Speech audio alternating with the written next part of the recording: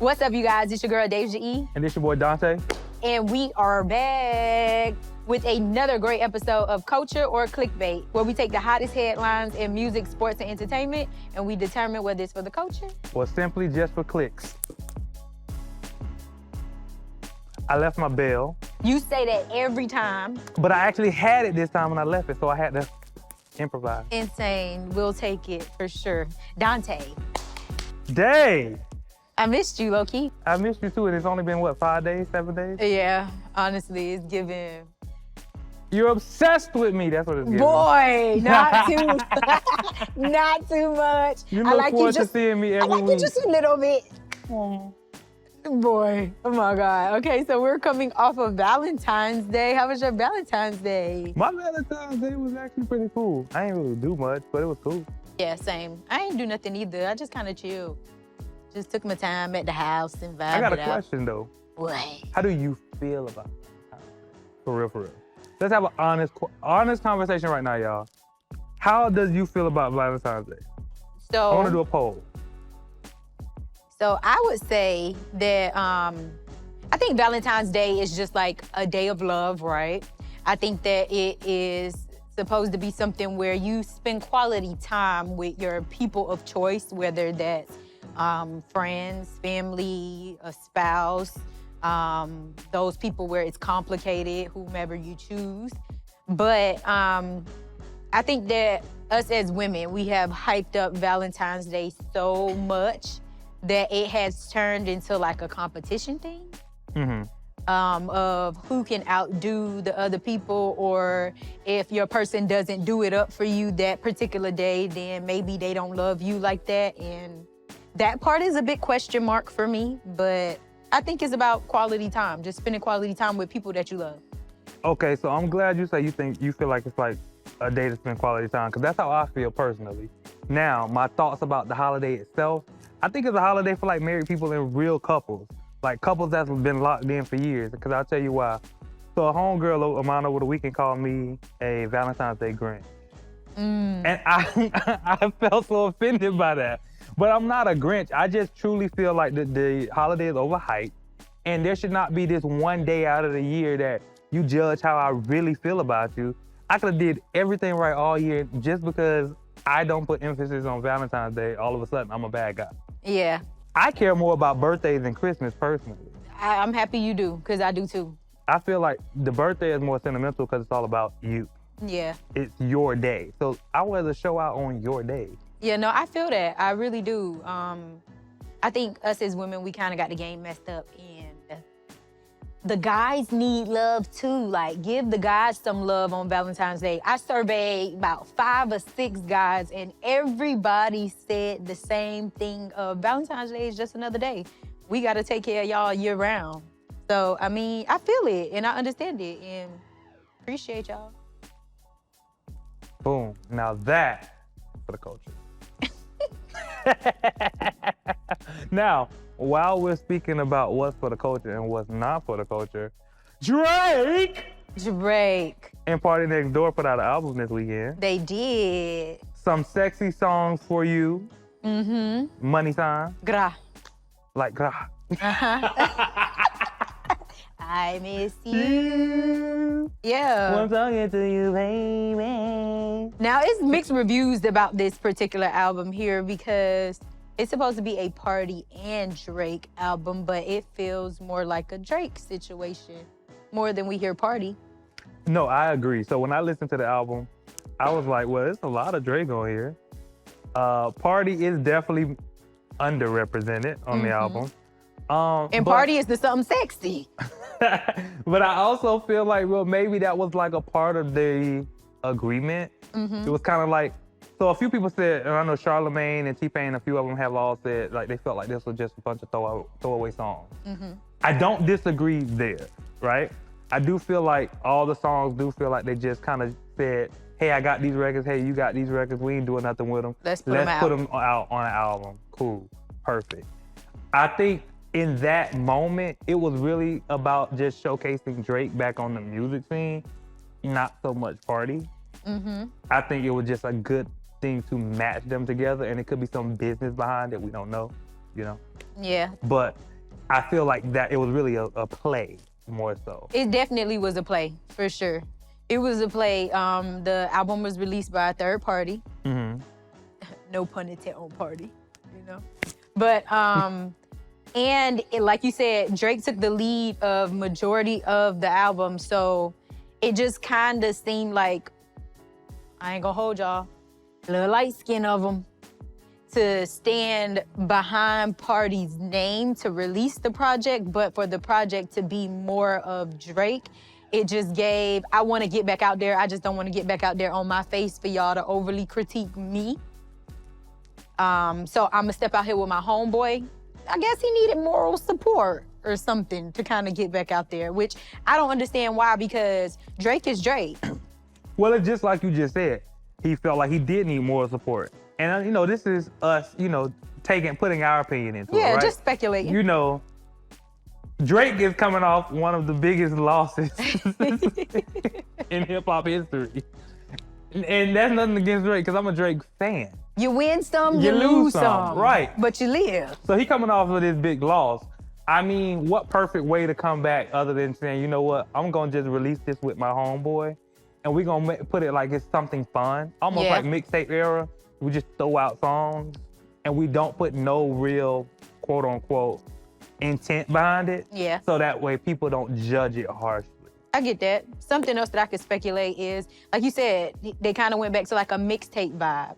So maybe he felt like if I go back to the drawing board, like my original Drake vibe, or the places where I felt I could create freely without so much opinions and all of these other things coming about, maybe I should go this route to just put a compilation of songs together that I feel pretty good about and release them. Granted, though Drake may go down in history as the person who lost this major rap battle, again, you win some, you lose some, but the reality of the situation is Drake was still a household name and an amazing standalone artist as is and before anything came about, and still will be after. So I feel like, Drake, just come on. You don't need no backup.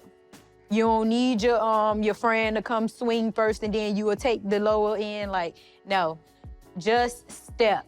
And those who are with you are gonna be with you. Those who are not with you are going to fade. And then those who just like, you know, seasonally in and out, jump in, they gonna do what they do. Like, you just gotta focus on who focused on you. So would you say this album was for the culture, or would you say it's clickbait?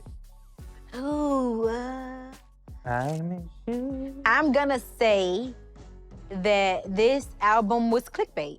I'm not gonna say it was for the culture for real. Like, I don't even know if the culture that happy with it. Now, I feel like it is mixed reviews, like it's split opinions on this project completely. Do not get me wrong. But I don't know if it was anything cultural there. It just gave baddie vibes, like for me and my baddie friends. Like, for me and my baddie friends. And when I say that, I mean baddie friends non-binary. Like, my bad bitch girls and my bad bitch niggas. I mean, that is the conversation on Twitter. They said this is a bad bitch album for niggas. The boys are outside. The minute they put Ice Spice on there, she said like, "Gah." And then he followed up and said it too. It was just like, oh, you not beating the baddie. You not beating the allegations. You not beating the BBL Drizzy. My God. I agree with you though. This is definitely clickbait. I'm not gonna say the album is for the culture. It's a nice album. Yeah. It's a nice little body of work, but it ain't cultural. It's clickbait to be. But it's a clickbait, good clickbait. I like clickbait sometimes. Yeah, clickbait ain't always bad. It ain't always bad.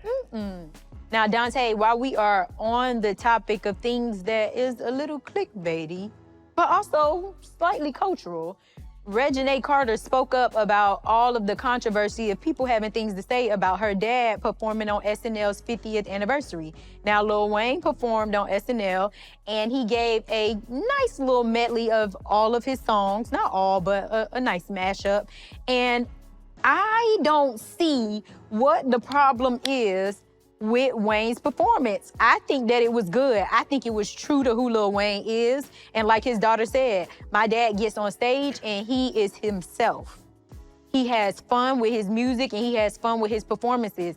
And it just gave true Wayne fashion to me, so I don't understand what antics or additives or whatever people were like looking for from Wayne from this performance, but I don't really see what all the hoopla is about. So I saw the performance, and I agree. It wasn't a bad performance to me. In true Lil Wayne fashion, it was good. It was his type. Now, the conversation around it is that people are saying, oh, this is the reason why he didn't get picked for Super Bowl. Now, to the standards of whatever, the masses want to see on a Super Bowl stage, they might be right in their own way. If you feel like that's not Super Bowl worthy for you, then fine. I feel like he did what was appropriate for the stage he was on. 1,000%. He was at SNL, me personally, I never seen Lil Wayne come out on stage with like thousands of dancers and doing crazy choreography and shit. So the most you see is fire. You get some fire. I didn't expect that. I actually probably expected him more so to be running around the stage like a rock star. Me too. And fireworks popping off. But Me since too. he was at SNL, that wasn't it. And he's at a whole different stage in his life. His vibe these days are way more chill. Yeah, for sure. So I like the little melody of like the Tiny Desk type vibe on the SNL stage. So it wasn't bad to me. Maybe to some people it was also his tone. Yeah. The ability to understand some of his words. I think that people just simply need to learn how to compartmentalize. Did I say that right? No, exactly. Okay, just making sure. Everything ain't meant for every stage. No, like, first of all, y'all rolling over Kendrick into Drake, and then Drake and Party back into Kendrick, and then Wayne back into Kendrick, and then Wayne back into Super Bowl, and then Kendrick ain't do that good at the Super Bowl, then back at Wayne SNL performance, and it's just like, what the hell is wrong with y'all? Y'all have to learn how to separate each thing and then just focus on the art. Focus on what's being done right in front of you. Engage that. Now, like you said— Doja Cat said it best. Fans are fickle and they never really know what they want. AKA going back to Drake, just drop your shit, bro. Well, you gotta stand behind anybody, because who gonna fuck with you, and who not. And that's just that. Like, if you live by the applause, you die by them. And let Drake be the proof that you die by the applause. Like, soon as people stop applauding, you feel like you don't know what to do, where you going, how you coming, and that's not how it should be. Now, if you ask me, I will say Wayne's performance was cultural. Me too. Wayne's performance was definitely cultural for me. I have no issue with his performance at all. And with us coming off of talking about the Carter 6 supposed to be coming about, I'm excited to see what Wayne does. Like, everybody trying to act like, oh, because he don't have all these antics and all these other things going on. Like, he's not the originator of, like, the rock star vibe and run across the stage, like how y'all see Lil Uzi Vert run across the stage every 2 seconds and hopping up and down and shouting and all this other stuff. Like, y'all have to give people their flowers. Not everybody art is gonna look the same, and that's what literally makes him an artist. And understand that people go through eras. Yes. So he's not gonna always be that same Wayne. He not Hot Boy Wayne no more. He got like 6 children. 6? I thought it was more than that shit. I don't know, he might have more than that. That was just what I summed it up to be. Like, he is not the same Hot Boy. He not the block is hot, hot, hot. It's not that. It's not giving that. Right, and we don't even know what lifestyle changes he could be on. Exactly. Right? Like, people go on lifestyle journeys and shit, and it changes the way they move in every part of their life. So for all we know, he's on this whole different vibe, you know? He might be like hippie. He might be. He smoke enough. You know, I was trying to go somewhere else with it, but I don't want to say it. When you think about a blunt, you think about 2 people, maybe 3.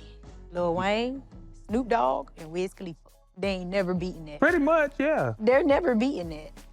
So, cultural for me. Me too. Now, while we also speaking about cultural things and things just happening in the good for people, Jay-Z has beat the allegations. Now, if you have not been watching, last year, a young lady came out and said that allegedly Jay-Z and Diddy was a part of a rape situation with her. Now, she did an interview on TV live, but she blocked out her face. I said this shit last year, and I will say it again. I knew something was up when she didn't want to show her fucking face. No, seriously. And I said it like that because it pissed me off. No, me too. When I saw it.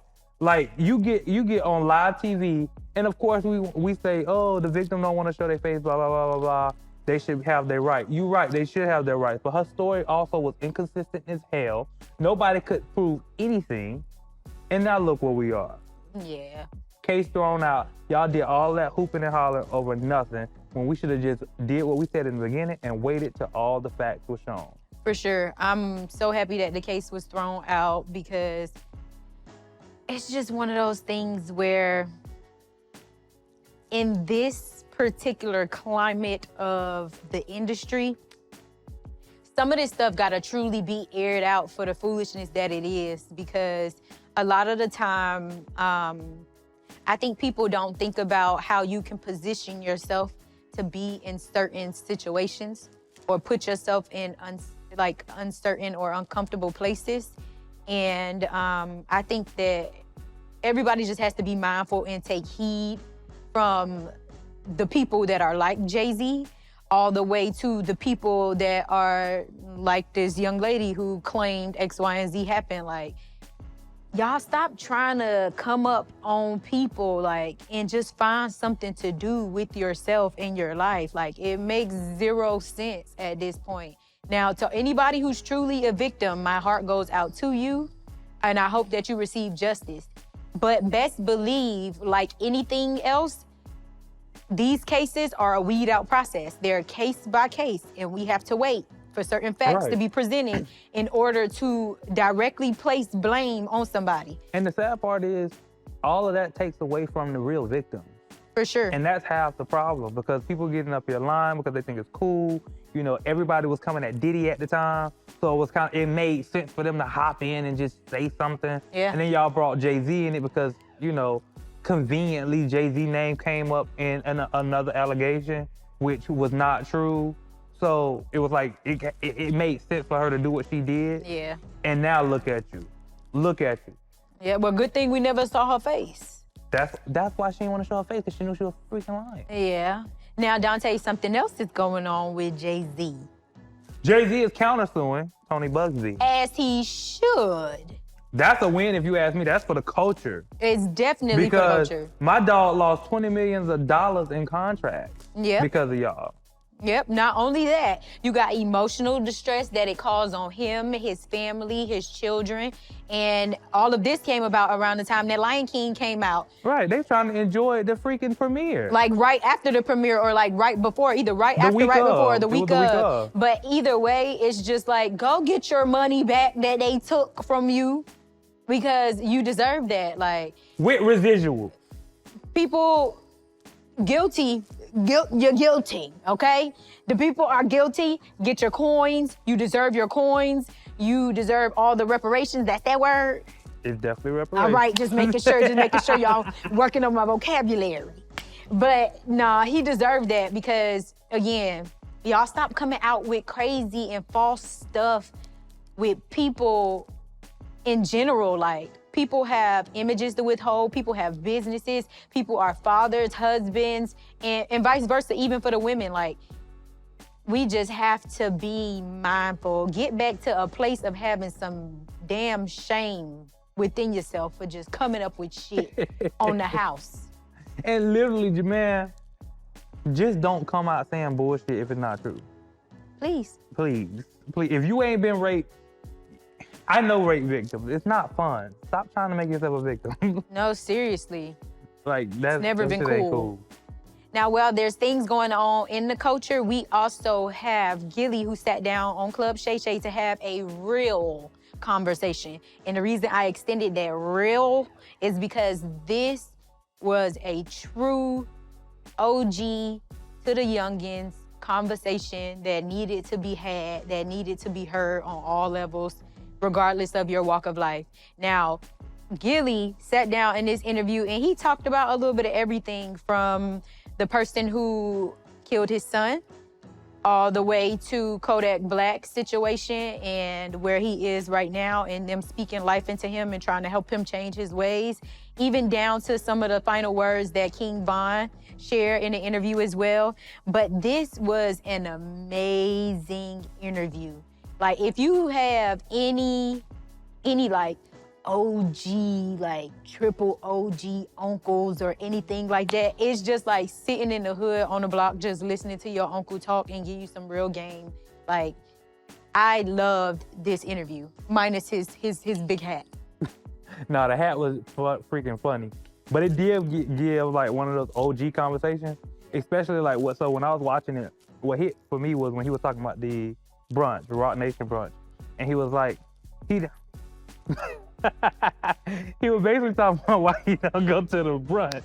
But basically he said like going to those brunches is just a bunch of fake niggas saying they're gonna work together and then they never work together. Or, you know, a sword fighting contest to see who got the most money in the room, and then they laugh at you behind your back. So it was like, it's not worth it. And I'm not gonna lie, I felt what he meant by that because I've been in those rooms before, and you can see if you really sit back and just observe, you see it happening right in your face. Yeah, for sure. I could believe that to be true. One of my favorite parts of the interview is where he sat down and talked about his conversation with Kodak and just basically telling him, like, slow down before you crash out completely. Like, look around at you and everybody else around you. You were chosen for a reason. You were put in this position for a reason. So lean into that and, like, clean yourself up. And Kodak was like, it's a little deep. It's a little deeper than I expected it to be, but people need to hear that. Mm-hmm. Like, people need to hear that. People my age need to hear it, people younger than me need to hear it, and the kids need to hear it because everything is so popcorn and so, like, instant gratification and looking for viral moments and chasing all of these different things that, like, there's no morals in the mix of nothing no more. And we're slowly but surely, like, losing some of our good artists and some of our good, just like soldiers, you know what I'm saying, in more ways than one, to drug addiction or fighting different demons and stuff like that. And it's just like, it does not have to be that. Right. I also love the fact that he talked about, like, the difference in generations where like back in his day, they glorified the hustler. In today's society, they glorify the shooter. And it's like, nah, I'm with the old school people. I respect the hustler more than I respect the shooter, to be honest. Hustle was more important than the killing. For sure. Like, killing just can happen at any point. I could just pull out a gun and say pow, and it's over with, you know what I'm saying? It takes nothing to do that. Right. It takes nothing to take anybody's life. And to be a hustler though, you're literally building something from nothing and then sustaining that and then sharing that wealth with other people. And yes, do not get me wrong, do some people get hurt in the mix? Do some things happen in the mix? Yeah, it does. But simply, that's life. It comes with the game of life. There's highs, there's lows, there's good, there's bad.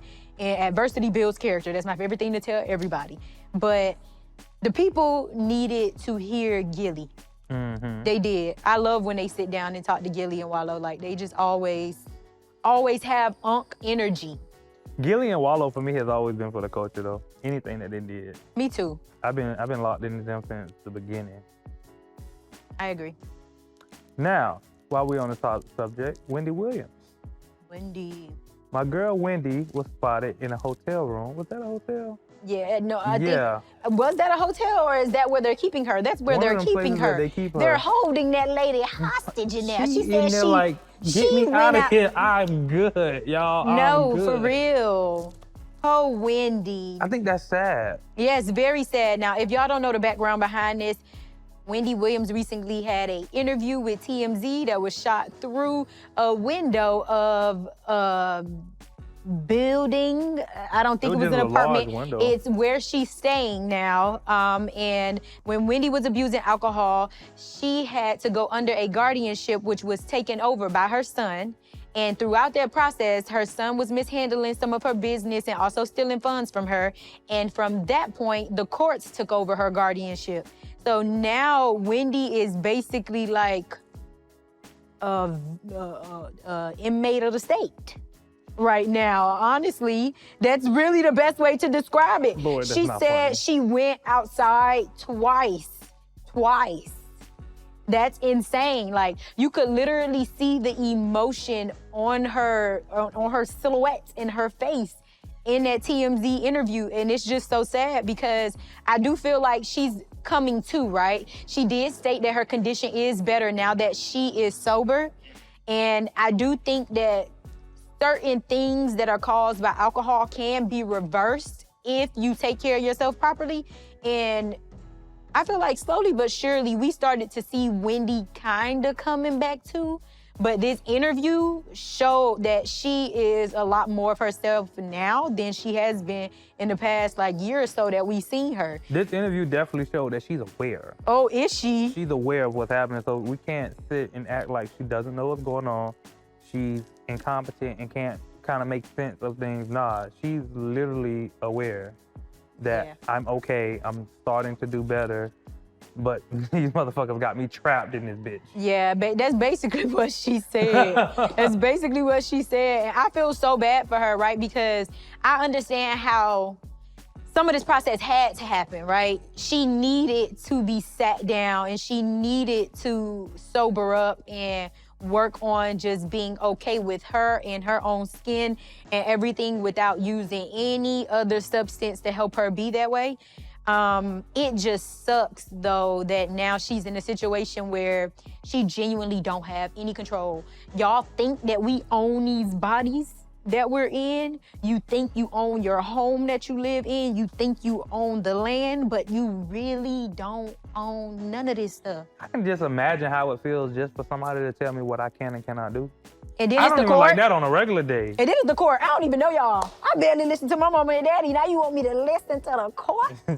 Like, I'm basically in prison of my own home. Literally. Just without the bars. I'm in prison with my own money. Like, y'all put me here with my money and then telling me I can't access my money and telling me I can't access my freedom when last I checked, long as I got frickin' frack, I should be able to do whatever I want to do.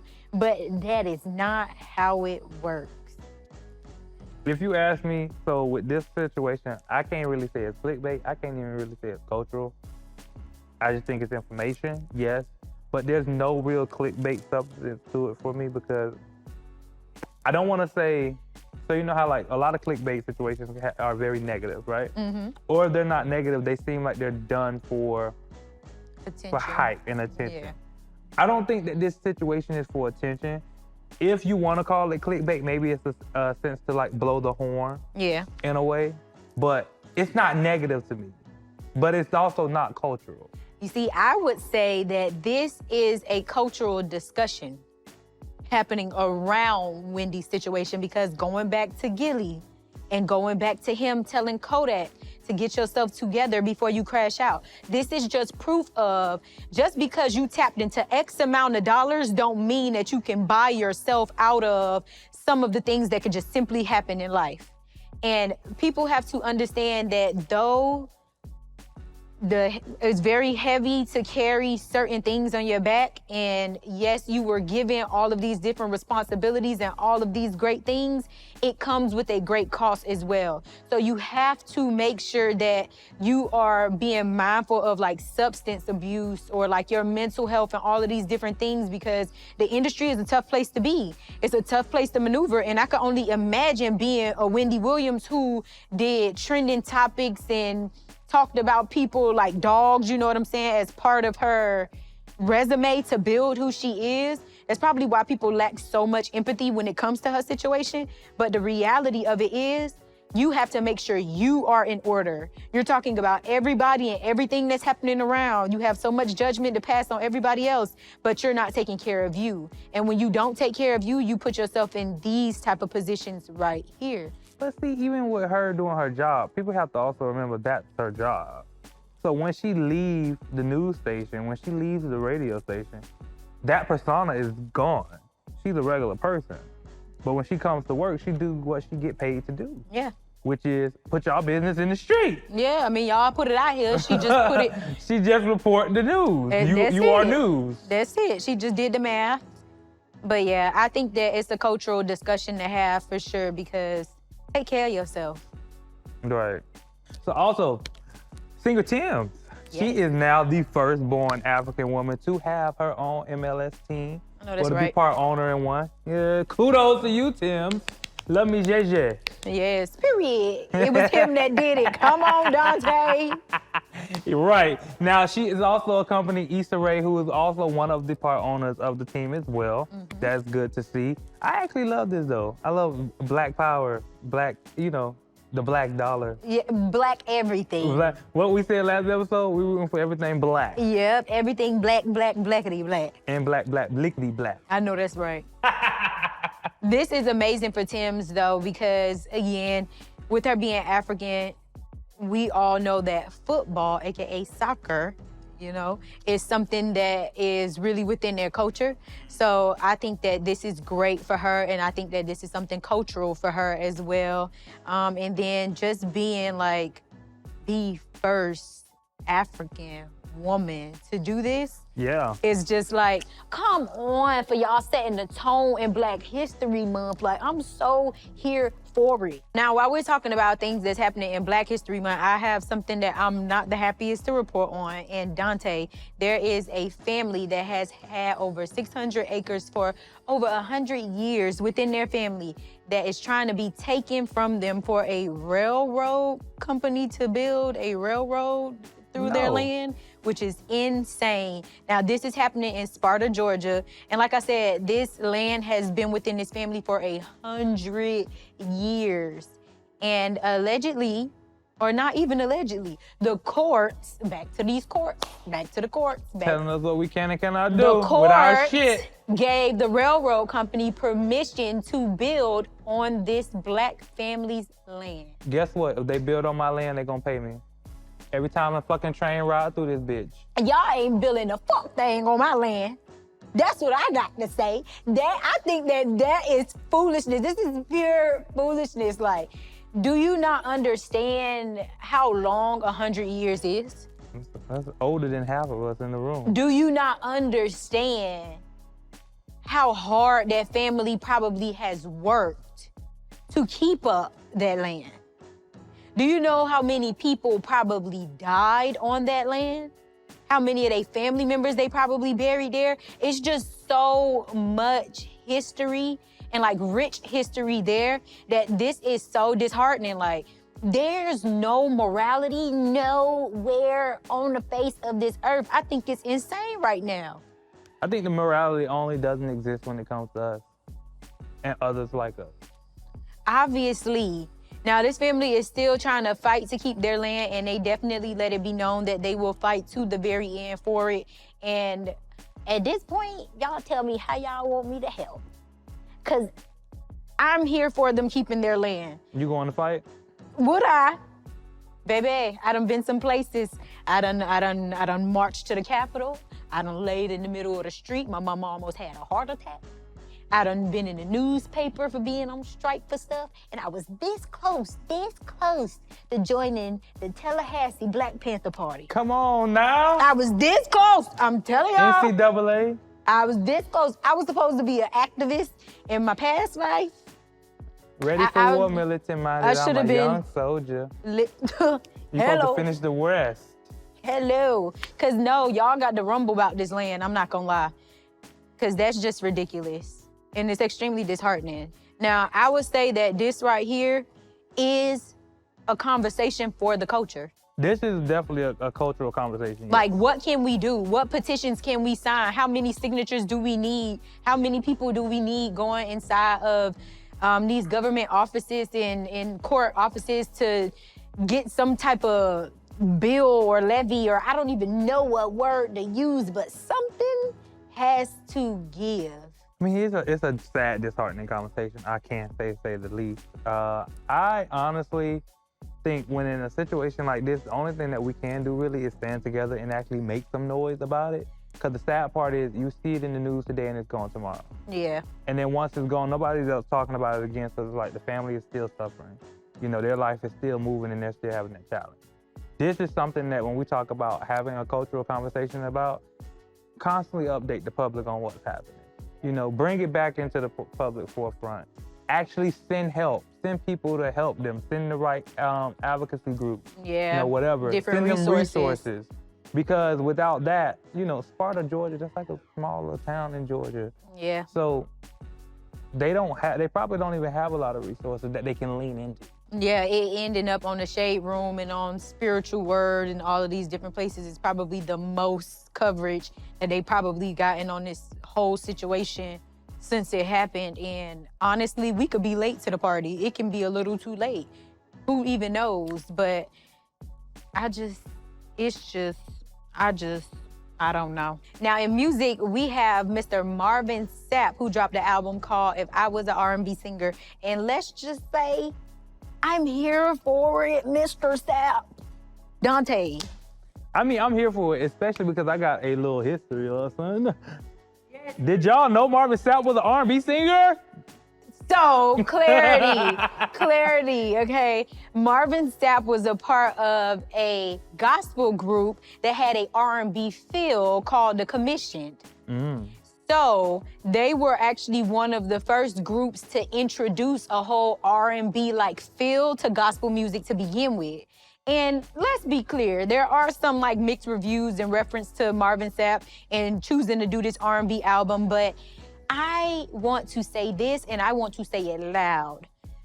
Christians are human beings, okay? Right, I'm gonna say this, if you heathens don't stop trying to have selective outrage, y'all gonna piss me off. No, seriously, because it's ridiculous. Like, he can make a R&B y'all pick album. and choose when y'all want to be angry. Exactly. And y'all want to pull the Christian card. Or holy. Y'all ain't pulled the Christian card on Valentine's Day night. Come on. And you sure enough was at the club on Saturday, and then you watched church from your laptop on Sunday. And New Year's Eve, you definitely went to church and then went straight to the club right after. Yes, you did. So cut the selectiveness, okay? Mr. Marvin Sapp can do exactly what it is that he chose to do. And this is the thing. All of the songs are clean songs. And that's what it's about. And it's about love. And I feel like he can do that. Like, who said love wasn't holy? Agape like love. Where are y'all getting y'all words from? Like, God is love.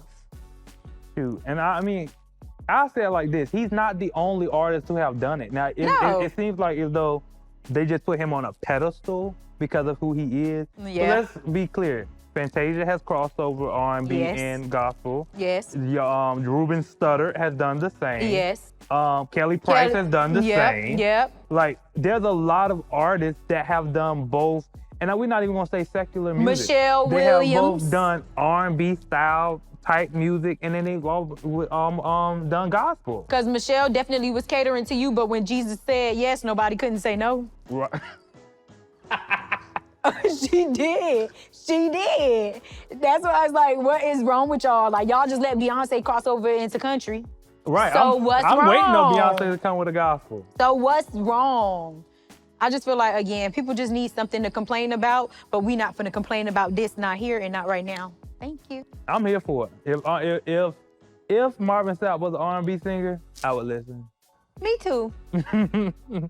Now that's for the culture. That is definitely for the culture. Now, while we also talking about music, we cannot leave without talking about Brent, Faiyaz, Shy Glizzy, and Gold Link, yeah, who has all hit 7 times platinum on their song Crew. Yeah, I see money all around me. And like I'm the man. What has say, home? Yeah.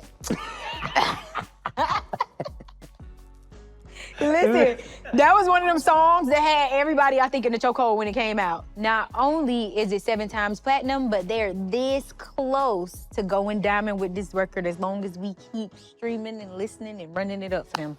So that's amazing. I mean, I think it's a classic record, so. For sure. It's definitely gonna keep streaming, of course. The music video, everything. Like, the bigger Brent Faiyaz get, the bigger the song gonna get. This is true.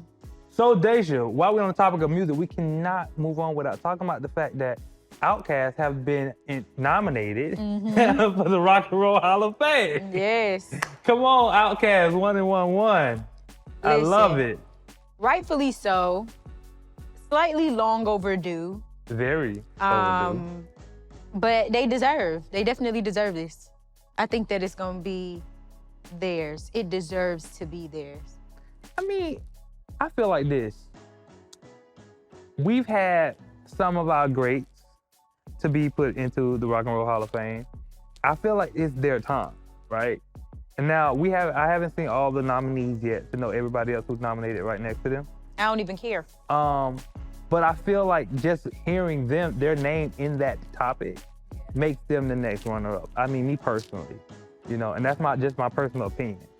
I feel as though that they should get it next.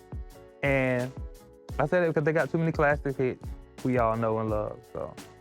They definitely have hella classics, like classic after classic after classic after classic. I don't really think OutKast did any wrong for real when it comes to like music and sonically, and just thinking about like different beats and instruments and the way that they got on certain tracks, it's just like the perfect placement for them to actually win this. So I say that this right here is for the culture, for sure. It's definitely for the culture for me. Shout out to all the ATLians. Hey. So before we wrap up music, we have to talk about Jay-Z's Reasonable Doubt being entered into the Grammys Hall of Fame. Now that is some cultural shit. Dante?